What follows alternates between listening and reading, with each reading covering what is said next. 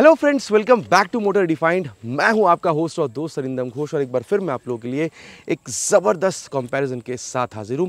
और आज हम लोग यहां पर कंपेयर करने वाले हैं all new 2025 Honda shine 125 OBD2 model को, OBD2B मॉडल को with its toughest competitor that is hero glamour 125 OG model के साथ। जी हाँ दोस्तों, दोनों 125 सीसी की ऑफरिंग है। प्राइस में बहुत ज़्यादा डिफरेंस नहीं है।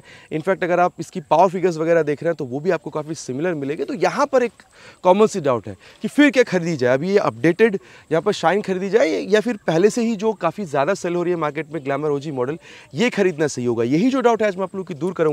बताऊंगा दोनों बाइक में आप लोगों को मिल क्या कह रही है, चाहे सिमिलैरिटीज हो या फिर डिफरेंसेस, ताकि वीडियो के एंड तक आप लोगों को क्लियर आइडिया मिल जाए कि ग्लैमर्स आप लोगों के लिए सही है या फिर आप लोगों के लिए शाइन खरीदना सही हो सकता है। और दोस्तों आगे बढ़ने से पहले very special thanks to star Honda Krishnanagar and GP auto centre Krishnanagar for providing me this bikes, ताकि मैं आप लोगों तक यहाँ पर ये कंपैरिजन पहुंचा सकूं। वेस्ट बंगाल के कृष्णनगर या आसपास के एरिया में अगर आप रहते हैं, कोई भी आप यहां पर हीरो या फिर होंडा की प्रोडक्ट खरीदना चाहते हैं, शोरूम को कांटेक्ट बिल्कुल कर सकते हैं। डिटेल्स ऑलरेडी आप लोगों ने अपने स्क्रीन पर देख लिया। तो चलिए दोस्तों स्टार्ट करते हैं। अब दोस्तों राइड कंपैरिजन पे जाने से पहले छोटी सी एक वॉक अराउंड मैं आप लोगों के साथ शेयर कर लूँ ताकि की डिफरेंसेस के बारे में आप लोगों को बता सकूँ। देखिए यहाँ पर अभी ये जो आप शाइन देख रहे हैं 125 OBD2B मॉडल है, तो यहाँ पर सबसे पहले तो आप लोग को एक सेंसर भी एक्स्ट्रा ऐड होता हुआ मिलेगा, जो आप लोगों ने SP 125, 160, यूनिकॉर्न 160 के दौरान भी देखा था। बाकी इसके अलावा दोस्तों यहाँ पर अगर आप लोग देख रहे हैं तो मीटर भी अपडेट हुई है। मैं आगे आप लोगों को बताता हूँ। रियर टायर जो है उसको भी यहाँ पर बदला गया, उसके बारे में थोड़ी देर में बात करते हैं।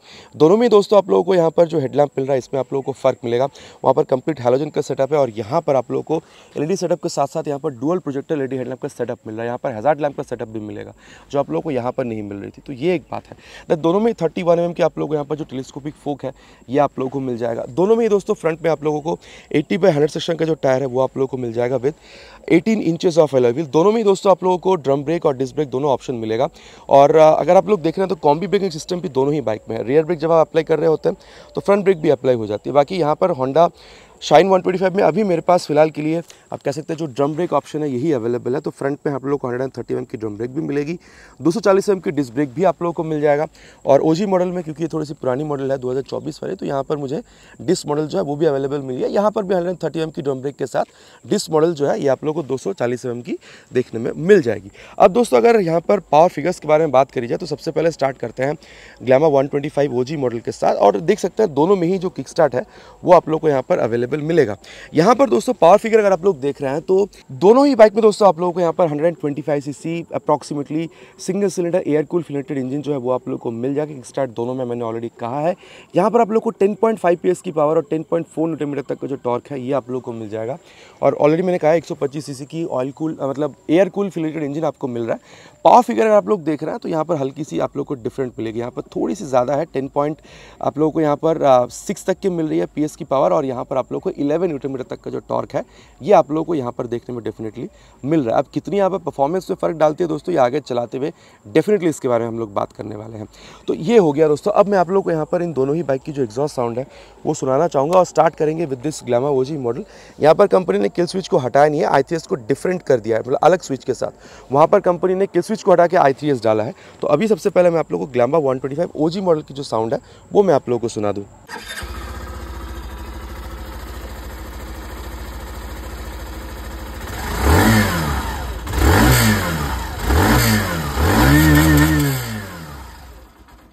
तो ये दोस्तों आप लोगों ने यहाँ पर अभी जो ग्लैमर 125 मॉडल है इसकी आवाज़ सुन लिया। अब मैं आप लोगों को यहाँ पर ये जो शाइन 125 OBD2B मॉडल है इसकी जो आवाज़ है ये भी मैं आप लोगों को यहाँ पर सुना दूँ।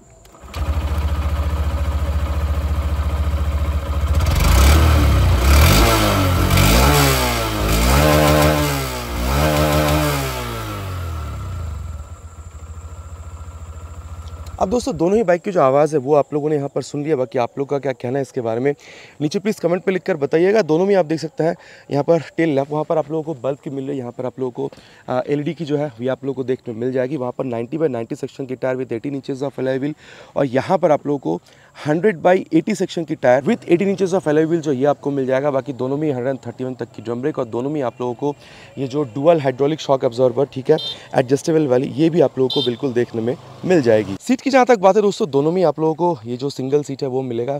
फैमिली के लिए दोनों ही बाइक आप कह सकते हैं सीट वाइज काफ़ी सही है, लेकिन कुशनिंग कैसा है दोस्तों आगे चलते हुए बात करेंगे। और सीट हाइट यहाँ पर 791, वहाँ पर 793। अगर आपकी हाइट अराउंड 5'4" तक की है, दोनों ही बाइक को मैनेज करने में प्रॉब्लम होनी नहीं चाहिए। यहाँ पर 10.5 लीटर तक की मेटालिक टैंक और यहाँ पर 10 लीटर तक की मेटालिक टैंक और ये E20 स्टिकरिंग दोनों में ही आप लोगों को मिल रहा है। तो आप दोनों ही इंजन को फ्लेक्स व्हील से भी आप रन करा सकते हैं। यहाँ पर करीबन 162 mm तक की जो ग्राउंड क्लियरेंस है वो मिल रहा है और ग्लैमर 125 OG मॉडल में 170 mm तक की है, तो यहाँ पर थोड़ी सी प्लस पॉइंट है। बाकी वेट अगर आप लोग देख रहे हैं यहाँ पर 113 से 14 किलोग्राम आप लोग को मिल सकता है, बिकॉज यहाँ पर वेट अभी तक अपडेटेड नहीं है, लेकिन यहाँ पर आप लोग को 121 से 22 किलोग्राम मिलेगी। तो 8 से 9 किलोग्राम आप कह सकते हैं ग्लैमर OG मॉडल भारी है। और वहीं अगर मीटर कंसोल के बारे में बात करी जाए, दोनों में ही आप लोगों को आप देख सकते हैं जो डिजिटल वाली चीज़ है वो मिलेगी, लेकिन यहाँ पर आप लोगों को गियर पोजिशन सेंसर के साथ जो टैकोमीटर आरपीएम मीटर वो चीज़ आप लोगों को यहाँ पर नहीं मिलेगी। बाकी जो इंस्टेंटेनियस फ्यूल इकोनॉमी है, ठीक है, या फिर ये जो आप कह सकते हैं फ्यूल गेज इंडिकेटर है, ये चीज़ दोस्तों आप लोगों को यहाँ पर दोनों ही बाइक में स्पीडोमीटर ओडोमीटर के साथ मिल जाएगी। बाकी यहाँ पर डिस्क में आप लोगों को ये जो मोबाइल चार्जिंग पोर्ट का सेटअप है ये मिल रहा है। और अगर आप लोग शाइन में आ रहे हैं तो यहाँ पर आप लोगों को ये ड्रम ब्रेक वाली मॉडल है, तो यहाँ पर आप लोगों को आप कह सकते हैं कि C type mobile charging port नहीं मिला, लेकिन डिस्क सेटअप पे जाने से यहाँ पर भी आप लोगों को आप कह सकते हैं मोबाइल चार्जिंग पोर्ट जो वो आप लोगों को मिल जाएगा। हैंडल बार जो यहाँ पर थोड़ी सी आपको चौड़ी फील हो सकती है when compare to Glamour, but कैसी फील देती है दोस्तों आगे चलाते हुए बात करेंगे। और यहाँ पर आप लोगों को अभी न्यू यहाँ पर आप देख सकते हैं ये जो कंसोल है ये आप लोगों को मिल रहा है, पूरी तरीके से डिजिटल है। आप देख सकते हैं ये जो गियर पोजिशन सेंसर है यहाँ पर आप लोगों को मिल रहा है, फ्यूल गेज सेंसर है, स्पीडोमीटर है, टाइम वगैरह आप लोग को दिखा देती है। और ये मोड का बटन इस्तेमाल करने पे आप कह सकते हैं जो ओडोमीटर है, ट्रिप ए ट्रिप बी और एवरेज वगैरह जो है डिस्टेंस टू एम्प्टी मतलब रेंज के साथ ये आप लोगों को बता देती है।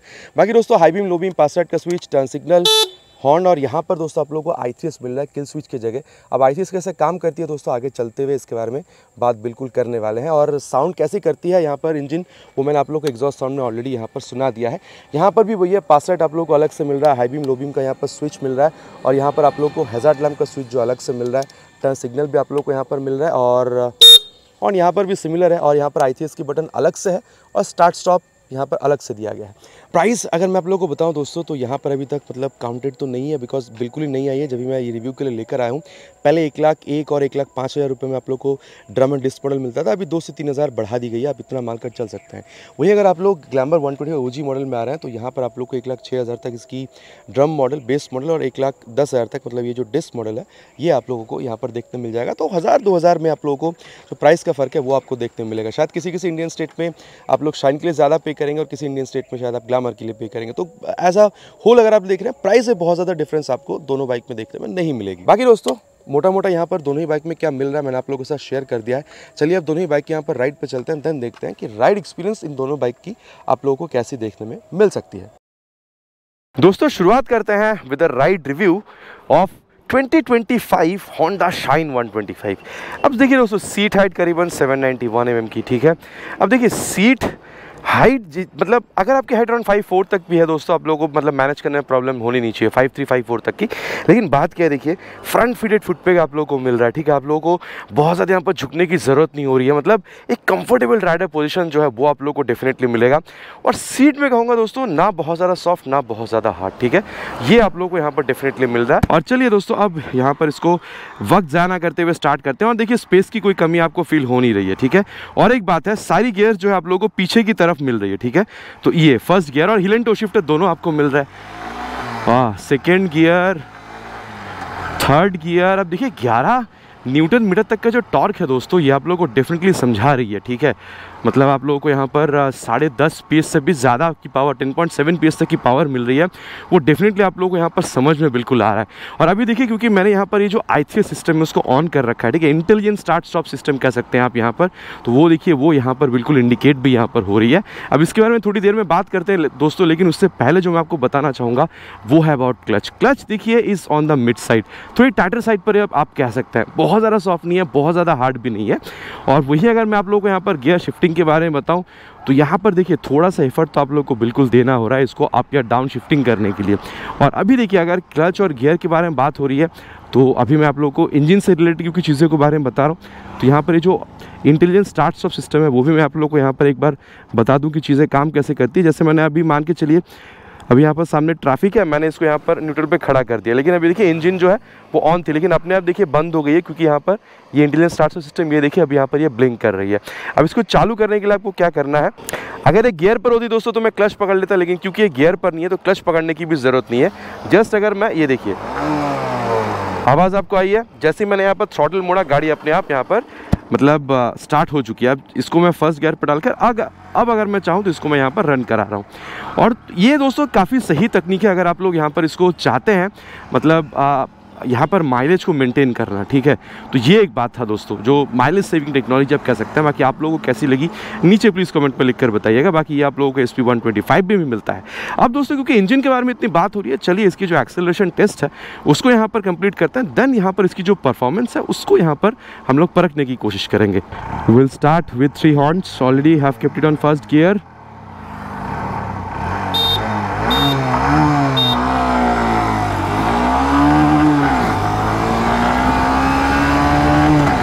$60 crossed. Let's go for 100. No vibration till now.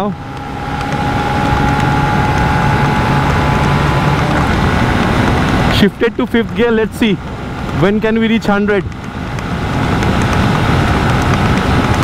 Wind blast, जबरदस्त wind blast। और दोस्तों ये आप लोगों ने देखा है 100 भी इसने यहाँ पर आराम से पार कर लिया है। अब देखिए मैं ये कहूँगा दोस्तों, मुझे यहाँ पर SP125 को चलाते हुए, यहाँ पर इस बाइक को चलाते हुए बहुत ज़्यादा डिफरेंस समझ में आई नहीं है, ठीक है।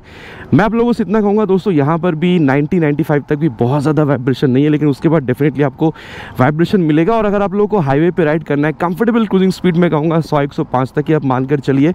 और अगर आप यहाँ पर 4th गियर पर भी अगर आप इसको शिफ्ट करके यहाँ पर 20-22 के स्पीड पर भी अगर आप चलाएंगे दोस्तों, तो भी यहाँ पर इंजन स्टॉलिंग की प्रॉब्लम आपको होगी नहीं, इंजन हीटिंग इशू आपको होगी नहीं। और माइलेज करीबन आप लोग यहाँ पर आप कह सकते हैं 55-60 प्लस तक की भी एक्सपेक्टेशन रख सकते हैं 2 से 3 सर्विस होने के बाद, ठीक है।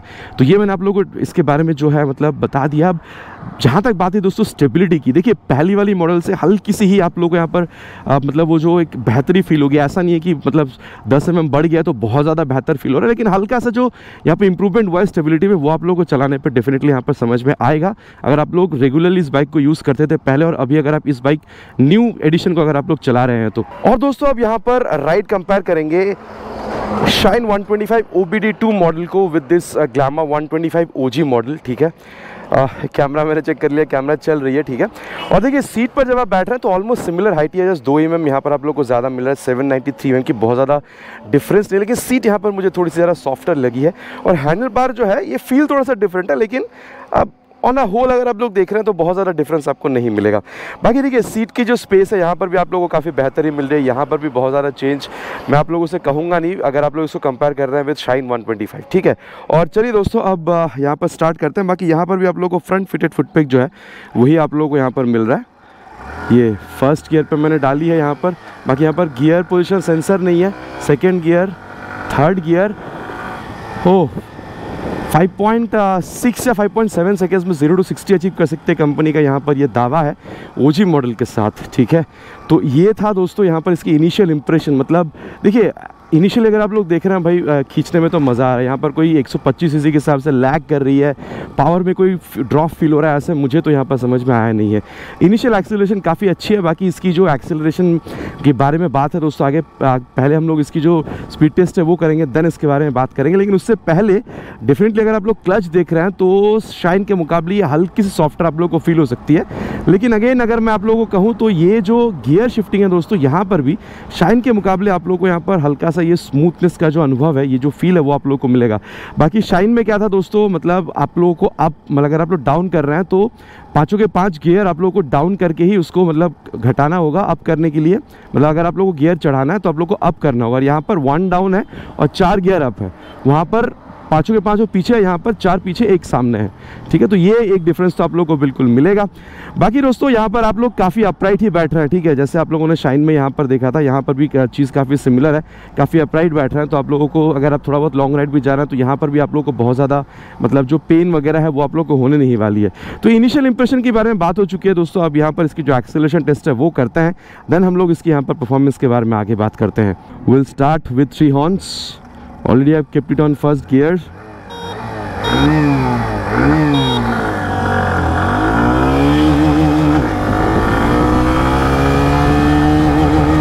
60 crossed.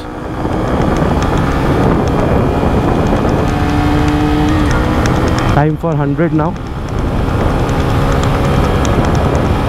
Taking little time to reach 100 और 100 ऑल्सो क्रॉस्ड। देखिए दोस्तों, सीधी सी बात है, अगर आप यहाँ पर देख रहे हैं तो 90 तक यहाँ पर भी बहुत ज़्यादा वाइब्रेशन मुझे फील हुई नहीं है, ठीक है। लेकिन उसके बाद जैसा मैंने आप लोगों से कहा था शाइन में भी, ठीक है, वैसे यहाँ पर भी मतलब 90 के बाद आप लोगों को हल्का सा जो वाइब्रेशन है वो आप लोगों को डेफिनेटली यहाँ पर समझ में आ रहा है। और कंफर्टेबल क्रूजिंग स्पीड मैं यहाँ पर वही कहूँगा दोस्तों, 105 तक अगर आप लोग रख रहे हैं तो ना बहुत ज़्यादा वाइब्रेशन मिलेगी, स्टेबिलिटी भी आप लोगों को गजब मिलेगा। और हाँ, शाइन में भी स्टेबिलिटी ठीक ठाक है दोस्तों, लेकिन यहाँ पर आप लोगों को हल्की सी बेटर ही महसूस होने वाली है। तो ये मैंने आप लोगों को बताया है। बाकी अगर आप लोग देख रहे हैं दोस्तों तो इंजन हीटिंग की इशू आप लोगों को मेरे हिसाब से होनी नहीं चाहिए। और जहाँ तक बात है माइलेज की, आप लोगों को यहाँ पर 60 तक मिल जानी चाहिए। बाकी अगर समरी में आप लोगों को बताऊँ दोस्तों, इनिशियल अगर आप लोग देख रहे हैं तो स्पीड में आप लोग चाहे यहाँ पर शाइन देख रहे हो या फिर ये बाइक बहुत ज़्यादा आप लोगों को समझ में आने नहीं वाले। लेकिन अगर आप लोग टॉप स्पीड देख रहे हैं तो मेरे ख्याल से दोस्तों शाइन 125 में आप लोगों को हल्की सी जो मतलब टॉप स्पीड है वो आप लोगों को वहाँ पर ज़्यादा देखने में मिल सकती है, ऐसा मेरा मानना है, ठीक है। और दोस्तों अब जिस बारे में बात करेंगे वो है इसकी ब्रेकिंग सिस्टम के बारे में। जी हाँ दोस्तों, अब देखिए यहाँ पर मुझे डिस्क ब्रेक तो मिला नहीं है, लेकिन ड्रम ब्रेक मिला है। चलिए उसी से हम लोग यहाँ पर अभी इसकी जो रिव्यू है वो यहाँ पर समझने की कोशिश करते हैं। देखिए सबसे पहले इसको हम लोग यहाँ पर ले चलेंगे करीबन 50 से 60 के बीच में और फ्रंट ब्रेक का इस्तेमाल करेंगे। रियर में कोई है नहीं, देख के मैंने ब्रेक किया है।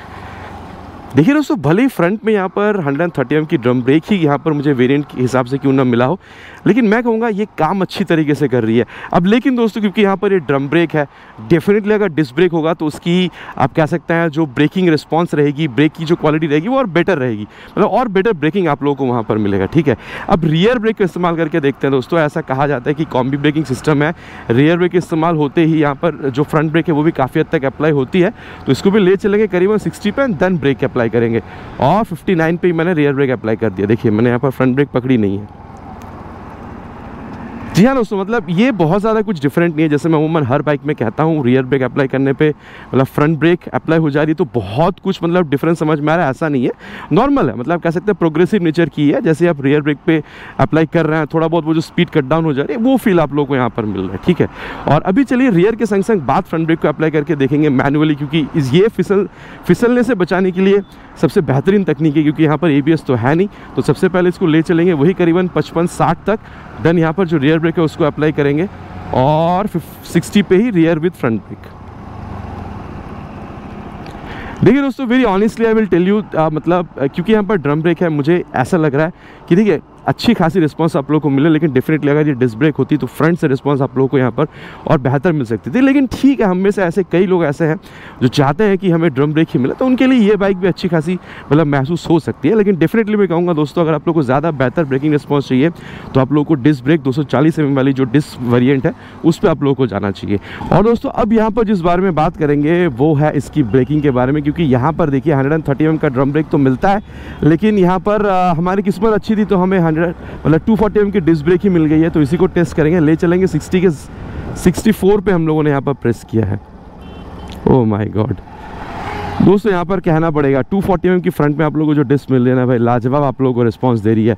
और देखिए ऐसा नहीं है कि शाइन में रिस्पांस खराब है। शाइन में अगर आप लोग देखेंगे 240 mm की डिस्क में तो वहाँ पर भी आप लोगों को सिमिलर मिलेगा, लेकिन अगर आप लोग शाइन की 130 mm की ड्रम ब्रेक से अगर इस 240 mm की डिस्क ब्रेक को मिला रहा है तो भाई डेफिनेटली यहाँ पर आप लोगों को जो मतलब आप कह सकते हैं रिस्पॉन्स है ब्रेकिंग की, यहाँ पर आप लोगों को बेहतर मिल रही है। और अब दोस्तों यहाँ पर इसकी जो रियर ब्रेकिंग है उसको भी टेस्ट करेंगे। यहाँ पर भी सेम ही 130 mm की ड्रम ब्रेक ही आपको मिलेगी। चलिए टेस्ट करते हैं। 64 पे इसको भी हम लोगों ने प्रेस किया है। बाकी दोस्तों यहाँ पर भी आप लोगों को कॉम्बी ब्रेकिंग सिस्टम मिलता है, ठीक है। रियर के संग संग बाद फ्रंट ब्रेक अपने आप अप्लाई हो जाती है रियर ब्रेक इस्तेमाल करने पे, लेकिन मैं कहूँगा दोस्तों यहाँ पर वही प्रोग्रेसिव है। जब आप पैर रख रहे हैं रियर ब्रेक पे तो हल्की सी स्पीड कट डाउन वाली फील है, बहुत ज़्यादा ऐसा मतलब रियर के संग फ्रंट ब्रेक भी अप्लाई हो रही है, बहुत बेहतर रिस्पॉन्स मिल रहा है, ऐसा नहीं है। और शाइन में भी करीबन चीज़ आप लोग को यही मिल रहा था। और दोस्तों अब रियर के संग संग बाद फ्रंट ब्रेक को हम लोग यहाँ पर मैनुअली अप्लाई करके देखते हैं कि चीज़ यहाँ पर हमें मिल क्या रही है। सबसे पहले हम लोग यहाँ पर इसको ले चलेंगे 60 के करीबन एंड देन रियर और 66 पे रियर के संग संग बाद फ्रंट ब्रेक। देखिए दोस्तों, सीधी सी बात है, शाइन में भी काफ़ी बढ़िया ही रिस्पांस आप लोगों को मिल रहा था, लेकिन अगर आप लोग ओवरऑल देख रहे हैं because of this disc brake setup at the front, मैं कहूँगा थोड़ा तो आप लोग को यहाँ पर बेहतर रिस्पांस मिल रहा है। और ऐसा नहीं कि शाइन में नहीं मिलेगा, अगर आप लोग शाइन की भी अगर आप लोग डिस्क सेटअप वाली अगर आप लोग मतलब बाइक में जा रहे हैं तो वहाँ पर भी आप लोग को इक्वली बेहतर जो ब्रेकिंग है वहाँ पर भी आप लोगों को देखने में मिल जाएगी। तो ये था दोस्तों इसकी ब्रेकिंग, ठीक है। शाइन के रिस्पेक्ट पे यहाँ पर क्या है वो मैंने आपको बता दिया। और अब अगर मैं आप लोग को यहाँ पर सस्पेंशन के बारे में बताऊं तो देखिए, चाहे आप फ्रंट देख रहे हो या फिर आप रियर देख रहे हो, मैं कहूँगा थोड़ी सी मिड साइड पर इसको सेट करा गया है। और कहना गलत नहीं होगा दोस्तों कि अगर जैसे मैंने आप लोगों को एक्सेलरेशन के टाइम पर भी कहा था कि बहुत ज़्यादा मुझे यहाँ पर स्टेबिलिटी में प्रॉब्लम हो नहीं रही है, लेकिन अगर टायर्स थोड़ी और चौड़ी होती तो और मज़ा आता। लेकिन नॉर्मल अगर कंडीशन पे देख रहे हो तो बहुत ज़्यादा प्रॉब्लम हो नहीं रही है, ठीक है।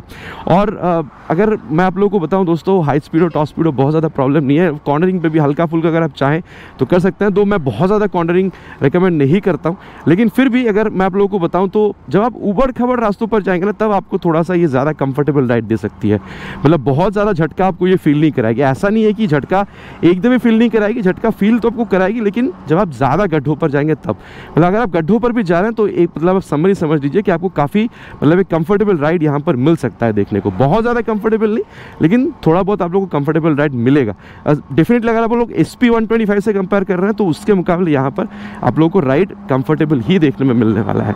तो ओवरऑल सस्पेंशन की अगर बात करी जाए दोस्तों, आप लोगों को एक अच्छा खासा रिस्पॉन्स जो है आप कह सकते हैं एक सूटेबल आपको यहाँ पर देखने में मिलेगा अगर इंडियन रोड कंडीशंस को यहाँ पर कंसीडर करी जाए तो। और अब बात करते हैं सस्पेंशन।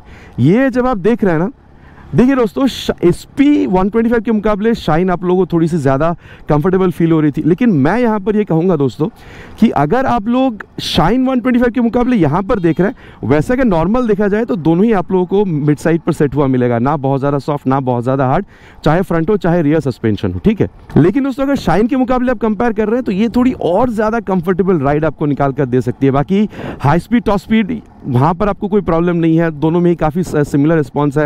या फिर छोटा मोटा कॉर्नरिंग आप कर सकते हैं, प्रॉब्लम नहीं है। लेकिन जब आप गड्ढों पर जाएंगे, देखिए शाइन भी काफ़ी कंफर्टेबल थी, लेकिन उससे भी ज़्यादा कंफर्टेबल ये आपको फील हो सकती है। वो जो झटका है ये और कम आपको फील कराएगी, शाइन में कम थी, ये और कम आप लोगों को फील कराएगी। और वहीं अगर आप लोग ओवरऑल अगर बाइक देख रहे हैं दोस्तों कि हैंडलिंग कैसी है, तो जब आप इस तरीके से करने की कोशिश कर रहे हैं दोस्तों, तो 113 किलोग्राम ही अगर आप समझ के चल रहे हैं तो भी आप लोगों को बहुत ज़्यादा यहाँ पर वेट फील नहीं हो रहा। मतलब लाइट वेट है, ये आप लोगों को डेफिनेटली यहाँ पर इस बाइक में समझ में आ रहा है। और वहीं अगर मैं आप लोगों को बताऊँ दोस्तों यहाँ पर रियर व्यू मिरर के बारे में, तो काफ़ी अच्छा खासा रियर व्यू दे रही है। सिटिंग पोजिशन जो है दोस्तों वो काफ़ी कंफर्टेबल है, आप सामने की तरफ पैर कर रहे हैं, काफ़ी अपराइट बैठ रहे हैं। पिलियन के लिए सीट काफ़ी सही है। तो अगर आप देखिए सिटी राइड के लिए तो यूज़ करेंगे, लेकिन अगर आप लॉन्ग राइड्स के लिए भी इस बाइक को इस्तेमाल करना चाहते हैं, ओकेशनल लॉन्ग राइड्स के लिए, तो भी आप लोग कर सकते हैं।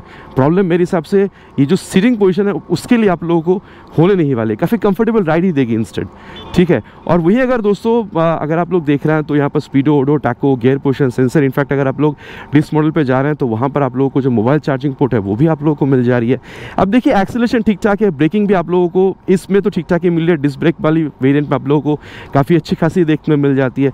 तो ओवरऑल मैं कहूँगा दोस्तों कि यहाँ पर एक जो आप लोगों को फिजिकल चेंज मिलेगा कि टायर चौड़ी हुई है, मैं कहूँगा दोस्तों उसके लिए आप लोगों को बहुत ज़्यादा डिफरेंस तो फील नहीं हो रहा, लेकिन डेफिनेटली हल्की सी यहाँ पर स्टेबिलिटी में आप लोगों को बेहतरी जो है वो आप लोगों को यहाँ पर डेफिनेटली समझ में आ रहा है। और ओकेशनल लॉन्ग राइड्स तो ठीक है, लेकिन ज़्यादातर अगर आप लोग इसको अगर आप सिटी राइड्स के लिए यूज़ करें तो आप लोगों को बेहतर परफॉर्मेंस जो है वो आप लोगों को इसमें से देखने में मिल जाएगी। मोटा मोटा दोस्तों बात हो चुका है कि बाइक में हमें यहाँ पर मिल क्या रहा है। लेकिन एक और चीज़ जो मैं आप लोगों को यहाँ पर बताना चाहूँगा वो है दोस्तों इस बाइक की यहाँ पर ये कॉर्नरिंग एबिलिटी। ये देखिए मैं ऐसा नहीं कहूँगा दोस्तों कि यहाँ पर मुझे कॉर्नरिंग करते वक्त कोई डर वगैरह फील हुआ, लेकिन छोटे मोटे स्पीड पे ऐसे करी जा सकते हैं, बहुत ज़्यादा स्पीड पर मैं इसको रेकमेंड नहीं करती। और ओवरऑल फील के बारे में अगर बात करी जाए दोस्तों, ये जो आप कर रहे हैं, देखिए बाइक आपकी बात मान रही है, इधर उधर भाग तो नहीं जा रही है, मतलब कंट्रोल लूज आप इस बाइक के साथ नहीं कर रहे। लेकिन एक बात है दोस्तों, वेट आप लोग यहाँ पर 8 से 9 किलोग्राम तक ज़्यादा मिल रहा है। लेकिन अगर सच कहूँ तो शाइन के मुकाबले ये जो 9 किलोग्राम 8 किलोग्राम ज़्यादा भारी है, ये चलाते वक्त आप लोगों को बहुत ज़्यादा समझ में नहीं आ रहा है। बाकी स्टेबिलिटी दोस्तों दोनों ही बाइक में आप लोगों को काफ़ी सही मिलेगी, लेकिन यहाँ पर स्टेबिलिटी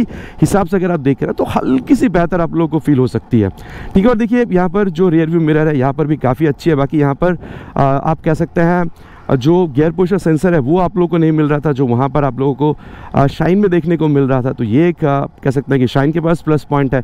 बाकी देखिए सीट यहाँ पर भी कंफर्टेबल है, स्पेस यहाँ पर भी काफ़ी सही है, यहाँ पर भी आप अपराइट बैठ रहे हैं, पैर यहाँ पर भी आपकी काफ़ी सामने की तरफ है।